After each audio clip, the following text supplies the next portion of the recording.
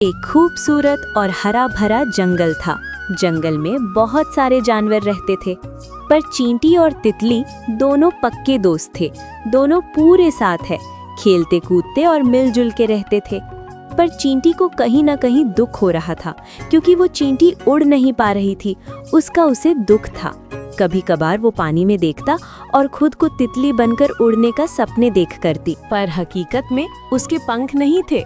वो सिर्फ सपने ही देखती रहती। तितली भी उसको खिजाने के लिए जोर जोर से उड़ने लगी और एक बड़े से पत्थर से टकरा गई और नीचे गिर गई और फिर रोने लगी, क्योंकि वो अब उड़ ही नहीं पा रही थी। कुछ टाइम के बाद चींटी भी उसको ढूंढते हुए उसके पास आ गई। चींटी ने उसको उठाने की कोशिश की, पर अकेली चींटी उठा नहीं पाई। तो वो अपनी दूसरी चींटियों को बुलाने चली गई और बहुत सारी चींटी को बुला लाती है, और बहुत सारी चींटी मिलकर उसके घाव भरती है। और कुछ टाइम के बाद तितली भी उड़ने लगती है और वापस आके सारी चींटियों को थैंक यू बोलती है। समय बीतता गया और समय के साथ फिर से दोनों मिलकर खेलने लगे। एक दिन चींटी खाने की तलाश में पेड़ पे चढ़ती है, पर पेड़ पे मकड़ी के जाले में फंस जाती है।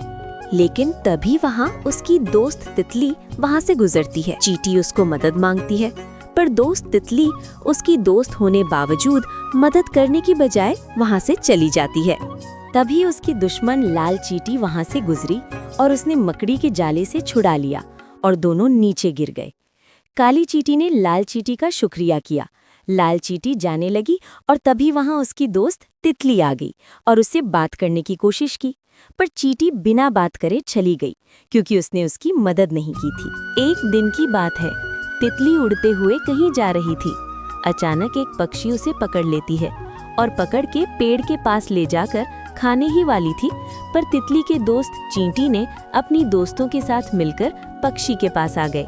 पक्षी भी बहुत सारी चींटियों को देखकर घबराकर चली गई। दोस्तों, चींटी की तरह हमें भी मुश्किल में भी कोई भी हो, उसकी मदद करनी चाहिए।